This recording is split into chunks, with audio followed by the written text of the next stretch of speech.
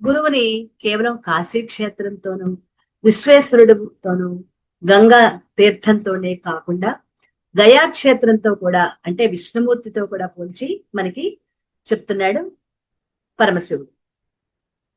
గయా క్షేత్రం విష్ణు క్షేత్రం, కాశీ క్షేత్రం శైవ క్షేత్రం, గురువు శివకేశవ స్వరూపం. అందుకే గురువుని ముందుగా కాశీ క్షేత్రంతో ఏకత్వాన్ని చెప్పి ఇప్పుడు గయా క్షేత్రంతో సాదృశ్యాన్ని చెప్తున్నారు. గురుసేవ గయాక్షేత్రం అన్నారు. గురుసేవ చేస్తే అది గయాక్షేత్ర దర్శనం. గయాక్షేత్రానికి వెళ్ళిన వారు అక్కడున్న వటవృక్షాన్ని, విష్ణు పాదాలని దర్శించి సేవిస్తారు. దానితో గయాక్షేత్ర దర్శన పుణ్యఫలం లభిస్తుంది. అయితే అంతకన్నా అధికమైన ఫలితాన్ని గురుదేవుణ్ణి సేవించి, గురుమూర్తిని ధ్యానించి, గురు పాదాలను ఆశ్రయించి సేవించగలిగినట్లయితే అది ఇంకా పొందగలడని, సేవించినట్లయితే మరింత పొందగలరని, అంతేకాకుండా తన మనస్సు సర్వవ్యాపక చైతన్య స్వరూపమైన పరమాత్మ యందే లీనమై ఐక్యమైపోయి పరమాత్మ స్వరూపమే అవుతుందని కూడా ఇక్కడ తెలియజేస్తున్నాడు పరమేశ్వరుడు. భక్తి శ్రద్ధలతో గురువుకు సేవ చేయాలని ఇక్కడ గయాక్షేత్రం అన్నారు. గయాక్షేత్రాన్ని దర్శిస్తే ఏ పుణ్యఫలం కలుగుతుందో, భక్తి శ్రద్ధలతో గురువుకు సేవ చేస్తే అంతకన్నా ఎక్కువైన అనంత ఫలితం కలుగుతుంది అని దీని యొక్క భావం. గయాక్షేత్రంలో వటవృక్షం ఉన్నది కదా, దాన్ని దర్శించుకుని నమస్కరించుకుంటారు. మరి ఇక్కడ గురువు యొక్క దేహమే వటవృక్షం. అంటే గురువు యొక్క దేహాన్ని దర్శించుకోవటం, నమస్కరించటం, సేవించుకోవటం వటవృక్ష దర్శన ఫలం దానికంటే అధికమైన ఫలం ఇస్తుంది అంటూ పరమాత్మని చేరటానికి సాయపడే గురు అనుగ్రహం కూడా లభిస్తుంది. ఇక గయాక్షేత్రంలో విష్ణు పాదం ఉన్నది కదా, మరి ఇక్కడ గురుదేవుని పాదమే విష్ణు పాదం. కాబట్టి గురు పాదాన్ని దర్శించి సేవిస్తే విష్ణు పాదాన్ని దర్శించి సేవించినట్లే ఆ ఫలితం కంటే ఎక్కువ ఫలితం లభిస్తుంది. గయా గురుపాదయందు, గురు పాదము యందు మనస్సు నిలిపి ధ్యానిస్తే ఆ మనస్సు సర్వవ్యాపక చైతన్యమైన ఆత్మే అవుతుంది. అంటే గురుపాద ధ్యానం వల్ల మన చిత్తం సర్వవ్యాపక చిత్స్వరూపంగా మార్పు చెందుతుంది. అంటే మన మనస్సు ఆత్మే అవుతుంది. ఈ విధంగా గురుసేవ గయాక్షేత్రమై అంతిమంగా, అంటే చివరిగా మోక్ష స్థితిని కలుగజేస్తుంది. గురువు లభించినందువల్ల, గురుసేవ చేసినందువల్ల, గురు పాదోదకాన్ని స్వీకరించినందువల్ల, గురు భక్తి వల్ల ప్రయోజనాలు చెప్పారు. గురువు సాక్షాత్తు పరమాత్మే అని చెప్తున్నారు. అలాంటి గురువు పట్ల శిష్యునికి కర్తవ్యం ఇంకేముందో 39వ శ్లోకం చూద్దాం. గురుమూర్తిం స్మరే నిత్యం, గురోర్నామ సదా జపేత్, గురోరాజ్ఞాం ప్రకుర్వీత, గురోరన్యం న భావయేత్. అన్యం కాదు, గురో అన్యం అంటే గురువు కన్నా అన్యమైంది వేరే లేదు.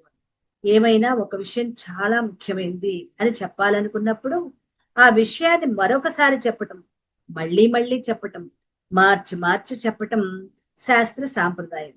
ఇలా చెప్పటాన్నే అభ్యాసం, మళ్ళీ మళ్ళీ చెప్పటాన్నే అభ్యాసం అంటారు. గురు సేవ చాలా ముఖ్యమైనదని, ఆధ్యాత్మిక రంగంలో ఉన్న వాళ్ళకి గురువే సర్వస్వం అని, గురువే పరమాత్మ అని, పరమాత్మని సేవించినట్లుగా గురువుని సేవించాలి, గురు పాద తీర్థాన్ని తాగాలి, శిరస్సున చల్లుకోవాలి, దాని వలన ఎన్నో ప్రయోజనాలు ఉన్నాయని శివుడు పార్వతీదేవికి తెలియజేయటం జరిగింది. ఇప్పుడు మళ్ళీ ఆ విషయాన్ని మార్చి మార్చి చెప్తున్నాడు. ఎందుకు? ముఖ్యమైన విషయం శిష్యుని మనస్సులో నాటుకోవాలంటే మళ్ళీ చెప్పాలి కదా. ఇప్పుడు ఎలా చెప్తున్నాడో చూద్దాం. గురు రూపాన్ని ఎల్లప్పుడూ స్మరించాలని, గురు నామాన్ని ఎల్లప్పుడూ జపించాలని, గురువు యొక్క ఆజ్ఞలని తూచా తప్పకుండా పాటించాలని, గురువు యొక్క అన్యమైనది ఎంత గొప్ప, గురువు కన్నా అన్యమైనది అంటే గురువు తప్ప ఇంకేదైనా, గురువు కన్నా అన్యమైనది ఎంత గొప్పదైనా సరే దానిని భావించకూడదు అని తెలియజేస్తున్నాడు పరమేశ్వరుడు. గురు రూపాన్ని స్మరించాలి, గురువు పరబ్రహ్మ స్వరూపుడే అని స్మరించాలి. గురువుని స్మరించాలనుకున్నప్పుడల్లా గురు స్వరూపం మదిలో మెలగాలి. భక్తితో ఆ రూపాన్ని తదేకంగా దర్శించాలి. గురు నామాన్ని ఎల్లప్పుడూ జపించాలి. ఎలా? గురు అనే రెండక్షరాలను కూడా జపించవచ్చు. గురు అనే రెండక్షరాలను జపించాలి. లేదా గురువు ఉపదేశించిన మంత్రాన్ని, ఒకవేళ నీకు గురువు ఉపదేశించిన మంత్రం ఉంటే దాన్ని జపించు. నువ్వు ఏ గురువు నీకు ఏ మంత్రం ఉపదేశించకపోతే గురువు అనే రెండక్షరాల మంత్రాన్నైనా జపించు. గురువు యొక్క ఆజ్ఞలను పాలించాలి. ఇంతకుముందు ఇదే పదం, ఇదే మాట మనకు వచ్చింది. కేవల గురు అనే రెండక్షరాలను పలకటం వల్ల ప్రయోజనం లేదు అని చెప్పారు. ఇక్కడ ఏం చెప్తున్నారు? గురువు అనే రెండక్షరాల పదాన్ని మంత్రంగా భావించి నువ్వు జపించు అంటున్నారు. అక్కడ కేవలం గురువు గురు అని మంత్రంగా భావించకపోతే, ఎందుకంటే మంత్రానికి అధిష్టాన దేవత, ఆ అధిష్టాన, ప్రతి మంత్రానికి ఒక అధిష్టాన దేవత ఉంటుంది. ఆ అధిష్టాన దేవతని మనస్సులో నిలుపుకొని ఆ మంత్రాన్ని మనం పఠించాలి. ఇక్కడ గురువు ఏ రూపంలో, మనకి రూపం తెలియదు. అప్పుడు ఎవరిని గురువుగా భావించాలి అంటే, ఏ గురువు లేకపోయినట్లయితే శంకరాచార్యులే అందరికీ గురువు. ఈ యుగంలో గురువు ఎవరు అంటే శంకరాచార్యులే, ఆయనే అందరికీ గురువు. కాబట్టి ఆయన్ని అధిష్టాన దేవతగా భావించి, గురువుగా భావించి గురు మంత్రాన్ని జపించవచ్చు. అది అక్కడ చెప్పిన దానికి ఇక్కడ చెప్పిన దానికి ఉన్న వ్యత్యాసం మనం అర్థం చేసుకోవాలి. ఈ గురువు అనే రెండక్షరాలని జపించాలి, లేదా గురువు ఉపదేశించిన మంత్రాన్ని జపించాలి. గురువు యొక్క ఆజ్ఞలు పాలించాలి. గురువు ఆజ్ఞగా ఇవ్వకపోయినా ఆయన నోటి నుండి వెలువడిన మాటనే ఆజ్ఞగా భావించి పాటించాలి. గురువు చెప్పిన విషయాన్ని వినకపోవటం, విన్నా విస్మరించడం రెండు గురు ద్రోహమే అవుతుంది. గురువు కన్నా ఇతరమైన దాన్ని భావించకూడదు. దైనందిన జీవితంలో అనేక సంఘటనలు మనకి ఎదురవుతూ ఉంటాయి. ఎన్నో కోరినవి కోరనివి అన్ని సిద్ధిస్తూ ఉంటాయి. అయితే ఏది సిద్ధించినా, ఎంత విలువైనది లభించినా, ఎంత ఉన్నా అది గురువు కన్నా అధికం అని మాత్రం భావించకూడదు. అన్నీ కూడా అంటే పరమాత్మ కంటే తక్కువ అని ఎలా భావిస్తామో, ఏది చూసినా ఏది విన్నా అన్నీ కూడా పరమాత్మ కంటే, అంటే గురు పరమాత్మ, ఇక్కడ పరమాత్మ అంటే గురు పరమాత్మ, గురు పరమాత్మ కంటే అన్ని తక్కువే అనే భావన చెయ్యాలి. కొందరికి అసలు గురువే గుర్తు రాకపోవచ్చు, ఎందుకంటే అన్య విషయాలు గొప్పగా భావిస్తారు కాబట్టి. అలా గురువు కన్నా అధికమైనది ఏది ఉండకూడదు. తర్వాత శ్లోకంలో వివరిస్తున్నారు దీన్ని. బ్రహ్మజ్ఞానం కలిగే ఉపాయాన్ని చెప్తున్నారు. గురుదేవుని ఎలా గుర్తుంచుకోవాలో ఆ కారణాన్ని చెప్తున్నారు. ఎందుకంటే గురువుకి ఎంత ప్రాధాన్యత ఇచ్చారు అంటే, తల్లిదండ్రులు మనకి జన్మనిచ్చారు, ఒక జన్మ. ఇలాంటి తల్లిదండ్రులు మనకి అనేక జన్మల్లో అనేక తల్లిదండ్రులు పొంది ఆ జన్మని అంతవరకు తీసుకుంటున్నాం, మళ్ళీ శరీరాన్ని వదిలిపెడుతున్నాం, మళ్ళీ జన్మ తీసుకునేటప్పుడు ఒక తల్లిదండ్రులు. ఇలా ఇప్పటి వరకు కొన్ని కోట్ల మంది తల్లిదండ్రులను పొందాం. కానీ ఇప్పుడు పొందే గురువు వల్ల నువ్వు మళ్ళీ పుట్టాల్సిన అవసరం లేని జన్మ సార్థక్య హేతువైన మోక్షానికి సంబంధించిన మార్గంలో తీసుకువెళ్తాడు గురువు. అంటే అందరికంటే ఎక్కువైన స్థానం గురుస్థానం. అందుకే అంతటి గురుస్థానానికి ప్రాధాన్యత ఉన్నది. అందుకు గురువు గురించి మరీ మరీ మరీ మరీ చెప్పేది. మనకి ఏదో టైం పాస్ కోసం గురువు మాటలు వింటున్నాము అని అనుకునే వాళ్ళకి కాదండి. అలాంటి వాళ్ళకి ఇదేమీ కూడా కొద్దిగా కూడా అవసరం లేదు. గురువేంటి ఎవరైనా చెప్తారు అని గురువు పట్ల ఏమాత్రం నమ్మకం లేని వాళ్ళకి ఏమీ చెప్పనవసరం. నాకు అన్ని సమస్తం, తల్లి తండ్రి గురువు దైవం పరమాత్మ సమస్తం నా గురువే. ఆ గురువే నాకు మళ్ళీ జన్మ లేకుండా నన్ను సరైన మార్గంలో నడిపించేది ఎవరైతే మనసా వాచా కర్మణ సంపూర్ణంగా శరణాగతితో నమ్ముతారో వాళ్ళకే ఈ గురువు యొక్క ప్రాధాన్యత. అది నూటికో కోటికో ఒక్కళ్ళు ఉంటారు. ఆ ఒక్కళ్ళ కోసం ఈ గురుగీత రాయబడి ఉంది. ఎక్కడో ఉంటారు లక్షల్లో ఒకళ్ళు గురువుని నమ్మేవాళ్ళు, అంటే గురువు పట్ల అపారమైన నమ్మకం ఉన్నవాళ్ళు. అలాంటి వాళ్ళకి మీరు గురు స్థానాన్ని వదిలిపెట్టద్దు, మీరు గురువు తప్ప అన్యమైందిగా ఇంకేది భావించొద్దని మళ్ళీ మళ్ళీ మళ్ళీ చెప్తున్నాడు పరమశివుడు. తర్వాత శ్లోకం 40. గురువక్త్రే స్థితం బ్రహ్మ ప్రాప్యతే తత్ప్రసాదతః గురోర్ధ్యానం సదా కుర్యాత్ పురుషం స్వైరిణీ యథా. చాలా ఉపమానం కూడా కొద్దిగా కష్టమైన ఉపమానాన్ని ఇచ్చారు. ఇది కొద్దిగా డైజెస్ట్ చేసుకోవటం కూడా కష్టమే, కానీ విందాం, చూద్దాం. గురుదేవుని ముఖ కమలంలో బ్రహ్మజ్ఞానం ఉంటుంది. అంటే గురువు యొక్క బుద్ధిలో బ్రహ్మజ్ఞానం, బ్రహ్మాన్ని చేరుకునే జ్ఞానం ఉంటుంది. మరి ఆ జ్ఞానం సాధకులకు ఎలా లభిస్తుంది అంటే ఆయన అనుగ్రహం వల్ల. అంటే ఆయన్ని గురువుగా భావించి ఆశ్రయించిన శిష్యులు ఆయన్ని సేవించి ఆయన అనుగ్రహాన్ని పొందితే ఆయనే బ్రహ్మజ్ఞానాన్ని బోధిస్తాడు. ఆ బోధన శ్రవణం చేస్తే ఆ జ్ఞానం మనకి లభిస్తుంది. మరి మానవ జీవితాన్ని పొందింది కూడా ఆ బ్రహ్మజ్ఞానం కోసమే. కాబట్టి ఆ బ్రహ్మజ్ఞానాన్ని అందించిన గురుదేవుని నిత్యం స్మరించాలి. ఎలా స్మరించాలో తెలుసా? వ్యభిచారిణి ఎల్లప్పుడూ విటుల కోసం ఎలా ఎదురు చూస్తూ, ఎలా నిరంతరం వాళ్ల గురించే చింతిస్తూ ఉంటుందో, అంటే ఆమె ధనం కోసం చింతిస్తే నిజమైన శిష్యులు జ్ఞానధనం కోసం నిరంతరం చింతించాలి. ఎంత కిందకి వెళ్ళిపోయి అది వ్యభిచారంతో పోల్చారు అంటే వాళ్ళకి ధనం కోసం చింతిస్తారు, నిరంతరం ఎంత డబ్బు పోగేసుకోగలవా అని. శిష్యుడైన వాడు ఆ గురు పరమాత్మని నేను ఎప్పుడు మోక్షాన్ని పొందే స్థితిని తెచ్చుకుంటాను, నా గురువు నాకు ఇంకా ఇంకా ఏం నన్ను నడిపిస్తారు అనే భావనతో నిరంతరం గురువుని స్మరిస్తూ ఉంటారు. ఈ శ్లోకంలో పాఠక భేదం ఉంది. పురుషం స్వైరిణి యదా బదులుగా యథాయోషస్ ప్రియం స్వకం అని ఉంది. స్త్రీ తన యొక్క ప్రియుని అంటే భర్తను తలుచుకున్నట్లుగా అని అర్థం. బ్రహ్మజ్ఞానం ఎప్పుడు గురువు ద్వారానే పొందాలి.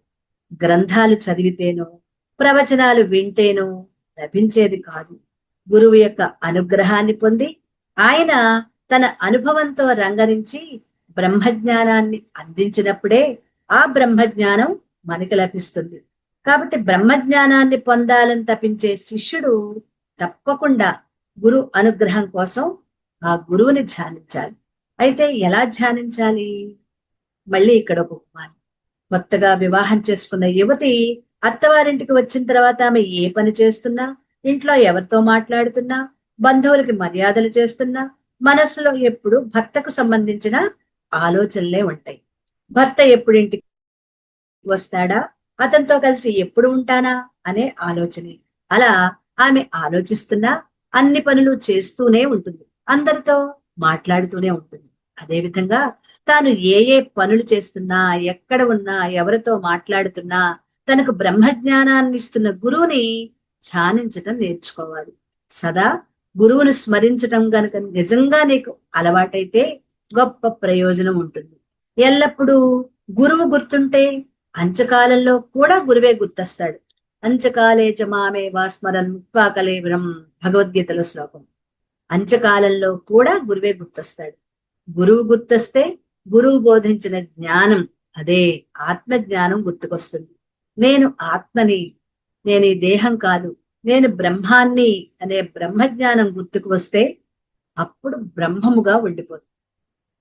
ఇలా గురువు సదా గుర్తుండటం మోక్షానికి, జీవన్ముక్తికి దారితీస్తుంది. గురువు వల్లనే మోక్షాన్ని పొందటానికి అవసరమైన ఆత్మజ్ఞానం మనకి లభిస్తుంది. కాబట్టి నిరంతరం గురువుని స్మరించడమే కాదు, శరణాగతి చెందడం. ఆ శరణాగతి చెందే విధానం ఏదో 41వ శ్లోకంలో వివరిస్తున్నారు. స్వాశ్రమంచ స్వజాతిం చ స్వకీర్తిం పుష్టివర్ధనం ఏతత్ సర్వం పరిత్యజ్య గురుమేవ సమాశ్రయేత్. అంటే తాను ఏ ఆశ్రమంలో ఉన్నా, ఆశ్రమం అంటే 4 ఆశ్రమాలు ఏంటవి? బ్రహ్మచర్యం, గృహస్థాశ్రమం, సన్యాసాశ్రమం, వానప్రస్థం. ఇవి 4 ఆశ్రమాలు. అంటే ఏ ఆశ్రమంలో ఉన్నా, అంటే బ్రహ్మచర్యంలో ఉన్నా, గృహస్థాశ్రమంలో ఉన్నా, వానప్రస్థంలో ఉన్నా, లేక సన్యాసాశ్రమంలో ఉన్నప్పటికీ అవేమీ పట్టించుకోకుండా గురువుకు సంపూర్ణ శరణాగతి చెందాలి. అంటే 4 ఆశ్రమాలకి కూడా గురువు అత్యంత ప్రధానమైనది. అదేంటి? సన్యాసులు మరొకరికి నమస్కరించచ్చా అంటే సన్యాసులు కూడా తమ గురువుకి నమస్కరించాల్సిందే, సేవ చేయాల్సిందే. నేను స్వామీజీని కదా అనే అహంకారం ఉండకూడదు. వారికి కూడా గురువు పూజనీయుడే. 68వ పీఠాధిపతి, కంచి పీఠాధిపతి నడిచే దేవుడు అంటారు. ఆయన నిరంతరం తెల్లవారు లేచిన దగ్గర నుంచి తన గురువు 13వ సంవత్సరంలో తనకి సన్యాస దీక్ష ఇచ్చారు. ఎందుకంటే అప్పటికే 68, ఈయనైతే 66. 66వ పీఠాధిపతి, వాళ్ళ అన్నయ్య 67వ పీఠాధిపతి. 67 వాళ్ళకి మసూచి పోసింది, గురువుకి శిష్యుడికి కూడా. అందువల్ల గురువు శిష్యుడు 67వ పీఠాధిపతి అయిన శిష్యుడు మరణిస్తాడు. అతన్ని మరణించడానికి ముందు అన్నయ్యని చూడటానికి వాళ్ళందరూ బండి కట్టుకుని వెళ్తారు. బండి కట్టుకుని వెళ్తే అక్కడ పరిస్థితి బాగా చాలా చాలా కష్టమైన క్లిష్టమైన పరిస్థితిలో గురువు చివర అంచకాలంలో ఉంటారు. తన అన్నయ్య అంటే ఆయన చిన్నతనే మసూచి పోసి మరణిస్తారు. అక్కడ పీఠాధిపతిగా ఇంకెవ్వరూ ఉండటానికి లేదు. ఈయన కూడా శరీరం వదిలిపెట్టే సమయం ఆసన్నమైపోయింది, ఆ గురువు కూడా. అప్పుడు 13 ఏళ్ల ఈ కుర్రవాడిని తీసుకుని అతన్ని పీఠాధిపతిగా చేసి ఆ స్వామిని చేసి ఆయన దేహాన్ని ఆయన వదిలిపెట్టేస్తారు. గురువు వదిలిపెట్టేశారు, అన్నయ్య కూడా వదిలిపెట్టేశారు. అప్పటికి 13 సంవత్సరాల వయసు. 13 సంవత్సరాల్లో పీఠాధిపతి ఏమీ తెలియదు, ఏం చెయ్యాలో తెలియదు. చిన్న పిల్లవాడు, 13 ఏళ్ల పిల్లవాడంటే అతనికి చదువుకోవటం, పాఠశాలకు వెళ్ళటం, అప్పటికే తను వేద విద్య నేర్చుకుంటున్నారు. వేదాభిషేకం అదంతా ఉంది. ఆ వేద విద్య నేర్చుకోవటం అనేది ఉంది, తన గురువు దగ్గర నేర్చుకుంటూ ఉన్నారు. అందుకని అతన్ని అక్కడ పీఠాధిపతిగా చేసినప్పుడు ఆయన ఎంత కష్టపడతారో. ఆ దండం ఉంటుంది, ఆ దండం ఖచ్చితంగా ఆయన పట్టుకునే ఉండాలి, ఎప్పుడు ఆయనతోటే ఉండాలి. నిద్ర వస్తే తీసి పక్కన పెడితే పెద్ద స్వామి ఒకసారి అన్నట్ట, అలా పక్కన పెట్టకూడదు అంటే అంత ఆ కర్రని పట్టుకుని పడుకోవడం ఎంత కష్టం. దాన్ని తన శరీరంలో ఒక భాగంలో నిరంతరం ఒక తాడు పెట్టి కట్టేసుకునేవారు, దాన్ని వదిలిపెట్టేవారు కాదట. ఇది శంకరాచార్యుల పీఠం. శంకరాచార్యులు తాను ఈ పీఠాన్ని ప్రతిష్టాపన చేస్తూ శంకరులే ఇక్కడ ఉన్నారు పీఠాధిపతిగా అనేటట్లుగా ప్రతి ఒక్కళ్ళు శంకర్లుగా చూస్తారు. కాబట్టి పాపం అతనికి చద్దన్నం తిని తెల్లవారి పొద్దున్న అందరికీ కూడా ఆ రోజుల్లో చద్దన్నాలు తిని చదువుకునే పిల్లలే అందరు పిల్లలు, పీఠంలో ఉన్న పెద్దలు పిల్లలు అందరూ కూడా భోజనాలు చేస్తుంటే ఆయనకు ఆకలేసినా కూడా అలా తినకూడదు కదా, మరి తన పీఠాధిపతి అయిపోయారు కదా. ఎంతో బాధ చెందేవారు, ఎంత కష్టపడ్డారో అంటే అంత చిన్న పిల్లవాడు పీఠాధిపతి అయ్యి తెలిసి తెలియని తనంలో ఏ ఆడుకోవాలనే వయస్సు అది. గోళీలు ఆడుకోవటం, ఉంటాయి కదా, కోతుకొమ్మచ్చి ఆడుకోవటం, పిల్లలతో ఆడుకోవటానికి మధ్యలో వెళ్ళిపోతూ ఉంటే అక్కడ పెద్ద స్వాములు పీఠాధిపతులు ఇంకా ఉంటారు. పీఠాధిపతులు కాదు, మఠాధిపతులు ఉంటారు. వాళ్ళు, స్వామి మీరు అలా వెళ్ళకూడదమ్మా, చిన్నపిల్లలు కదా, మీరు ఇక్కడే ఉండాలి. కానీ మీరు చిన్నపిల్లలు కాదు, ఇప్పుడు ఈ మఠానికే మీరు అధ్యక్షుడు, మఠాధిపతి మీరే అని నెమ్మదిగా ఆయన తీసుకొచ్చేవారు. తన మనసును చంపుకుని తల్లిదండ్రి లేరు, వెళ్ళిపోయారు. అక్కడ ఉండకూడదు కదా, తన పేరు లేదు, తన పేరును మార్చేశారు, తన పేరుతో తన పిలవరు, తన స్నేహితులు లేరు, తన ఊరు కాదు, ఇక్కడ ఎక్కడో వదిలేశారు. అది పెద్ద బాధ్యత నెత్తి మీద పెట్టారు. ఆయన దగ్గరగా 100 సంవత్సరాల కాలం జీవించారు. 100 సంవత్సరాలు జీవించారు. నడిచే దేవుడు ఆయన తనని తాను ఎంతో మార్చుకున్నారు. చిన్న వయసులో ఎంతో మంది మఠానికి ఆడవాళ్ళు కూడా వస్తూ ఉండేవారు. ఆడవాళ్ళు వస్తే మళ్ళీ నా మనసు మారుతుందని ఆడవాళ్ళని ఆ పక్క నుంచి దూరం నుంచి వాళ్ళు నమస్కరించుకు వెళ్ళిపోవాలి తప్ప వాళ్ళు లోపలికి రావడానికి వీల్లేదు. అలాగే తన జుట్టుకి ఆ జుట్టు తెల్లబట్టడానికి రకరకాలుగా ఆయన ఎన్నో ప్రయత్నాలు చేసేవారు. తేనె రాసుకోవటం, ఇంకేదో రకరకాల మూలికలు రాసుకోవటం. ఎందుకంటే చిన్న వయసులో జుట్టు తెల్లబడిపోతే నేను ముసలివాడిని అనుకుంటారు అందరూ. అప్పుడు నా దగ్గరికి ఎవరు నా వైపు కన్నెత్తి చూడరు, అప్పుడు నాకు ఇబ్బంది ఉండదు, ఇతరులను నేను ఇబ్బంది పెట్టను అని ఆయన ఆహారాన్ని కూడా చాలా జాగ్రత్తగా తీసుకునేవారు. అలాగే ఒకసారి మనం వింటూ ఉంటాం, ఈ ఎక్కువగా మనకి చాగంటి కోటేశ్వరరావు గారు ఈ కంచి పరమాచార్య గురించి ఆయన చెప్పిన అద్భుతమైన సో ఉపన్యాసాలు వింటే మాత్రం కళ్ళమ్మటి నీళ్ళు వచ్చేస్తాయి అనమాట. ఆయన చరిత్ర అంతా ఆయన ఎంతో అద్భుతంగా వివరిస్తారు. మీకు ఎప్పుడైనా అవకాశం ఉంటే వినండి. నాకైతే ఆయన చాలా నడిచే దేవుడే. నేను చూడలేదంటే చాలా చిన్నప్పుడు, అంటే 4వ తరగతి 5వ తరగతి చదివే సమయంలో హైదరాబాద్ లో విజయనగర కాలనీలో చదువుకుంటూ ఉండేదాన్ని. మా అమ్మమ్మ గారితో ఉండేదాన్ని. అప్పుడు అక్కడ రామాలయానికి వచ్చారని అమ్మమ్మ తీసుకెళ్లారు. నాకైతే అంత చిన్న వయసులో సరిగ్గా గుర్తుందా లేదా అంటే చెప్పలేను, కానీ నేను చూశాను. అమ్మమ్మ తీసుకువెళ్లారు, నమస్కరింపజేశారు, అవన్నీ చేశారు. అప్పటికి ఆడుకునే వయసు కదా, తెలియదు. అందుకని నాకు పెద్దగా గుర్తులేదు. ఇవాళ నేను ఎంతో బాధపడతానమాట, నేను ఇప్పుడు చూడలేకపోయాను అని. కానీ ఆయన వాళ్ళు బ్రహ్మజ్ఞానులు, అంతటా ఉండిపోయిన వాళ్ళు, పరమాత్మ స్వరూపం. మీలో మాలో నాలో అందరిలో ఉన్నది ఆ స్వాములే. అటువంటి బ్రహ్మజ్ఞానులే సద్గురువులు. ఇప్పుడు మనం అటువంటి గురువుల గురించే అక్కడ శిష్యరికం చేస్తున్న శిష్యులకి మాత్రమే ఈ గురు పూజ, గురు ధ్యానము అన్నది అర్థం. గురువు అంటే అలాంటి వాళ్ళు అనమాట. తాను జ్ఞానాన్ని పొంది తన శిష్యులకి జ్ఞానాన్ని అందించి వాళ్ళు మళ్ళీ జన్మ లేకుండా చేసే స్థితి తీసుకొచ్చే వాళ్ళే సద్గురువులు. వాళ్ళ కోసం చెప్తున్నారు. చెప్తూ తాను ఏ ఆశ్రమంలో అంటే ఎలా ఉన్నా కూడా సన్యాసి స్వామీజీలు ఎవరికి నమస్కరించకూడదు కానీ ఈ పరమాచార్య మాత్రం తన గురువుకి నిరంతరం నమస్కరించేవాడు. ఆఖరికి తన శరీరాన్ని వదిలిపెట్టేస్తున్న ఆ చివరి క్షణాల్లో కూడా తన గురువు ఎప్పుడో వెళ్ళిపోయారు, శివైక్యం చెందారు. అటువైపు తిరిగి తన గురువు ఎటు ఉండేవారో అటువైపు తిరిగి నమస్కరించుకుని చివరికి ఆఖరి తుది శ్వాసను కూడా ఆయన తన లోపలికి ఆ శ్వాసను నిక్షిప్తం చేసేసుకున్నారు. ఎందుకంటే బ్రహ్మజ్ఞానులకి శరీరం పడిపోదు, ఆఖరి శ్వాస నిక్షిప్తం అయిపోతుంది లోపల. మళ్ళీ వాళ్ళకి పుట్టవలసిన అవసరం లేదు. అది సామాన్యుల యొక్క మరణం ఎలా ఉంటుందో, బ్రహ్మజ్ఞానుల యొక్క మరణం ఎలా ఉంటుందో మనం ఆత్మవిద్యా విలాసంలో చాలా కొద్దిగా తెలుసుకున్నాం. అదే బ్రహ్మసూత్రాల్లో దాన్ని చాలా అద్భుతంగా వివరంగా వివరించారు. బ్రహ్మజ్ఞానులు తమ శరీరాన్ని వదిలి వెళ్ళిపోయేటప్పుడు, విదేహముక్తుడయ్యేటప్పుడు ఇంకా బయటికి ప్రాణాలు వాళ్ళం బయటకి, ఎందుకంటే అందరికి బయటకు ప్రాణాలు బయట నుంచి వెళ్ళిపోతాయి, శరీరంలో ఏదో ఒక వైపు నుంచి వెళ్ళిపోతాయి. అందుకని మళ్ళీ వాళ్ళు పుడతారు. కానీ వీళ్ళకి నిక్షిప్తమైపోయి అందులోనే అలా నిక్షిప్తమైపోయి ఉంటాయి, శరీరం పడిపోతుంది.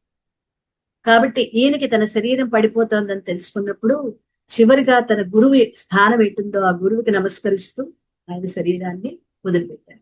నిరంతరం తన గురువునే ధ్యానించేవారు పరమాచార్యులు. ఆయన పరమాచార్యులు అంటేనే బాగుంటుంది. ఆయన ఎప్పుడూ కూడా నిరంతరం తన గురువుని స్మరిస్తూనే ఉంటాడు. ఆయన బ్రహ్మజ్ఞాని. మరి బ్రహ్మజ్ఞాని తన గురువుని స్మరించాల్సిన అవసరం ఏముందని మనం అంటాం. వాళ్ళు కూడా గురువులని వదిలిపెట్టలేదు. అలా వారికి గురువు కూడా పూజనీయుడే. అది అందుకోసం వచ్చింది ఇప్పుడు మనం చెప్పుకున్న విషయం. అలాగే జాతి, నేను బ్రాహ్మణుని, నేను క్షత్రియుణ్ణి, వైశ్యుణ్ణి అనే జాతి అహంకారం కూడా ఉండకూడదు. శూద్రుడు గురువైతే బ్రాహ్మణుడు కూడా నమస్కరించాల్సిందే. ఇక్కడ గురుస్థానం జాతి కులంతో సంబంధం లేదు. ఆయన జ్ఞాని సద్గురువైతే ఆయన పుట్టింది ఏ కులమైనా సరే మిగిలిన వాళ్ళందరూ తప్పనిసరిగా నమస్కరించవలసింది. జాతి కుల మత జాతి భేదాలు పట్టించుకోకూడదు. ఒక గురువు కన్నా శిష్యుడు గొప్ప కీర్తి ప్రతిష్టలు కలవాడు కావచ్చు. కొందరికి కీర్తి కండూతి కలవాళ్ళు సమాజంలో ప్రతి విషయంలో ప్రవేశించి ఏదేదో చేస్తూ 10 మందిలో గొప్ప కీర్తిని సంపాదిస్తారు.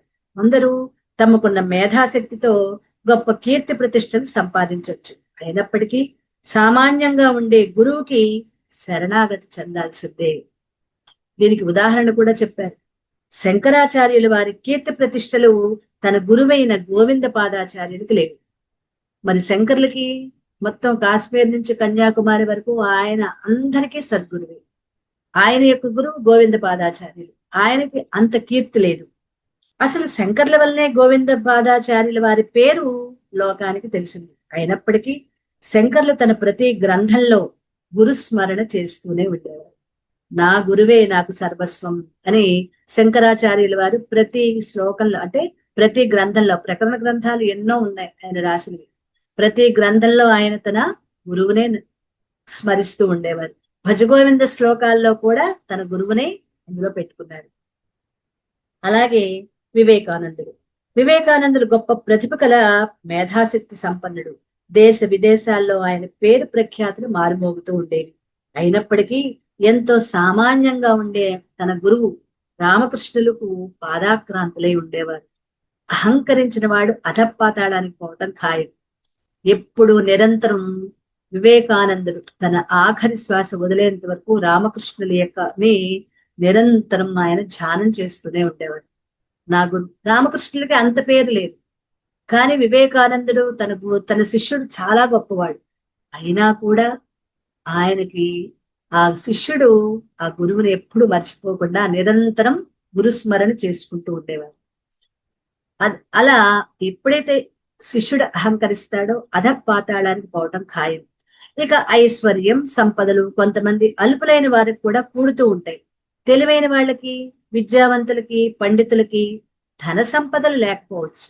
అలాగే గురువులు ఎంత సాదాసీదాగా ఉన్నవాళ్ళైనా, శిష్యులు కోట్ల కొద్దీ సంపన్నులు ఉన్నవాళ్ళైనా తన గురువుని గౌరవించాల్సిందే. గురువు చాలా పేద స్థితిలో ఉంటారు, అంటే ఆయన స్థితి వాళ్ళకి సరిపడా, వాళ్ళు ఎక్కువ కావాలని కోరుకోరు, సంతృప్తి స్థితిలో ఉంటారు. ఇలా చెప్పాలి అంటే, కరెక్ట్ గా చెప్పాలంటే, గురువు తనకు ఉన్న దాంట్లో సంతృప్తిగా ఉంటూ ఇంకా కావాలని కోరుకునే గురువు కాదు. అత్యంత సామాన్యమైన స్థితిలో ఉండే గురువు తన శిష్యులు కోట్ల కొద్దీ సంపదలు ఉన్నా కూడా అహంకరించకుండా గురువుని గౌరవించాలి, శరణాగతి చెందాలి. ఐశ్వర్య మదంతో వెర్రవీగి గురువుని విస్మరించిన వాళ్ళకి గతి లేదు, గురువుని అవమానించిన వాళ్ళకి అధోగతి. అటువంటి కృతజ్ఞుల అన్నం కుక్క కూడా ముట్టదు. గురువుని విస్మరిస్తే అటువంటి వాళ్ళ యొక్క భోజనం బయట కుక్కకు వేస్తే కుక్క కూడా ముట్టుకోదుట. కృతజ్ఞుడి భోజనం కుక్క కూడా ముట్టదు అంటారు. అందుకే ఆ గురుద్రోహులు తర్వాత జన్మల్లో అంగవైకల్యంతో, వికారంతో, జడత్వంతో పిచ్చి వాళ్లే జన్మిస్తారు. కాబట్టి గురువులు సంపూర్ణంగా శరణాగతి పొందాలి. అన్నిటినీ తృణప్రాయంగా చూస్తూ గురువే సర్వస్వం అని శరణాగతి చెందాలి అన్నారు. ఇంతగా గురువుకు శరణాగతి ఎందుకు చెందాలి? గురువుని ఎందుకు ఆరాధించాలి? ఏమిటి ప్రయోజనం? 42వ శ్లోకం. అనన్యాశ్చింతయంతో ఏ సులభం పరమం సుఖం తస్మాత్ సర్వ ప్రయత్నేన గురోరారాధనం కురు. గురుదేవుని యందు అనన్య భక్తి ప్రభావాన్ని తెలియజేస్తున్నారు ఈ శ్లోకంలో. గురుదేవుని ఎలా ఆరాధించాలో, సేవించాలో చెప్తున్నారు. గురుదేవుని సర్వ ప్రయత్నేన ఆరాధనం కురు అంటున్నారు. అంటే నేను ఎన్ని విధాలుగా గురువుని సేవించగలనా అని ఆలోచించుకోవాలి. ఏ అవకాశం లభించినా వదిలిపెట్టకుండా గురు ఆరాధన చెయ్యాలి. చెయ్యగలిగిన సేవలన్నీ చెయ్యాలి. దానికై ఎంతటి ప్రయత్నమైనా, ఎంతటి కార్యభారాన్నైనా సంతోషంగా భరించాలి. గురువుని సేవించే అదృష్టం కలిగిందనే ఆనందంతో, భక్తి పారవస్యంతో చెయ్యాలి. ఆయన ఎదుట ఇలా చేస్తూ ఆయన వెనక ఎలా నడుచుకుంటావో అది కూడా చాలా ముఖ్యం. కేవలం గురువు ఎదురకుండా చేయటమే కాదు, గురువు వెనక కూడా నువ్వు ఎలా నడుచుకుంటావో అది కూడా ముఖ్యం. మూరెడు ముందుకు బారెడు వెనక్కు అన్నట్లుగా నీ ప్రవర్తన ఉండకూడదు. కాబట్టి గురువుకు నువ్వు ఏ సేవ చేసినా పరమ భక్తితో చెయ్యాలి. అంతేకాదు, అన్యచింతనలు లేకుండా చెయ్యాలి. గురువుకు సేవ చేసే సందర్భంలో కానీ, గురువును పూజించే సందర్భంలో కానీ, గురు పాదోదకాన్ని స్వీకరించే సందర్భంలో కానీ, గురువుకు నమస్కరించే సందర్భంలో కానీ ఇతరమైన చింతనలు చెయ్యకూడదు. అది చాలా కష్టమైన విషయమే. మనస్సులో మరొక ఆలోచన లేకుండా ఇవన్నీ చేయాలి గురుసేవ. ప్రాపంచిక చింతలు గాని, కుటుంబ వ్యవహారాలు గాని, లేక నేను ఎంతగా గురుసేవ చేస్తున్నానే, గురు పాద పూజ చేస్తున్నానే, గురు పాదోదకాన్ని తాగుతున్నానే, నాకేమైనా ఫలితం లభిస్తుందా లేదా అని గాని, అందరూ ఏమి పట్టించుకోకుండా ఉంటే నేనే ఎందుకు ఇలాంటి సేవ చేయాలి అని మాత్రం గాని ఇటువంటి ఆలోచనలు చెయ్యకూడదు. మత్స్యకారులు ఇంట పడుకుంటే చేపల వాసనే వస్తుంది, పూల వ్యాపారులు ఇంట పడుకుంటే పూల వాసనే వస్తుంది. చేసుకున్న వాళ్ళకి చేసుకున్నంత మహదేవ అన్నారు. ఇంతకు ఇంత భక్తిగా ఇంత నిష్టగా ఇంతగా ఇతర చింతనలు ఏమాత్రం లేకుండా సర్వభావేన సంపూర్ణ శరణాగతితో గురువే నా దైవం అనుకుంటూ పారవస్యంతో చేసే సేవ వల్ల, పూజ వల్ల, ఆరాధన వల్ల ఏమిటి ప్రయోజనం? పరమ సుఖం, బ్రహ్మానందం, మోక్షానందం లభిస్తుంది. సులభంగా లభిస్తుంది, తప్పకుండా లభిస్తుంది. ఇది గురు శివ శాసనం. ఈ మాటలు చెప్తుంది శివుడు, ఇది నా శాసనం. ఏం లభిస్తుంది? పరమసుఖం, బ్రహ్మానందం, మోక్షానందం సులభంగా లభిస్తాయి, తప్పకుండా లభిస్తాయి. ఇదే శివ శాసనం. ఇక్కడే ధ్రువం తేషాం పరం పదం అనే పాఠాంతం కూడా ఉంది. అంటే అలాంటి వాళ్ళకి పరమపదం, మోక్ష ధ్రువం ఖాయం, నిశ్చయం. పరమశివుడు ఎంత గట్టిగా నొక్కి చెప్పాల్సిన అవసరం లేదు, కానీ శిష్యుల కోసం దిగొచ్చి మరీ చెప్తున్నాడు అనమాట. పరమ పదం అన్నా పరమ సుఖం అన్నా రెండు ఒక్కటే. అంటే గురు ఆరాధన వల్ల మనం చేసే సాధనలు అతి త్వరగా ఫలిస్తాయి అని మనం గ్రహించాలి. గురువుని భక్తితో సేవించినందువల్ల, గురువుకు సంపూర్ణ శరణాగతి చెందటం వల్ల బ్రహ్మ సుఖం సులభంగా లభిస్తుంది చెప్పిన విషయాన్ని 43వ శ్లోకంలో వివరిస్తున్నారు. 43వ శ్లోకం రేపు చెప్పుకుందాం.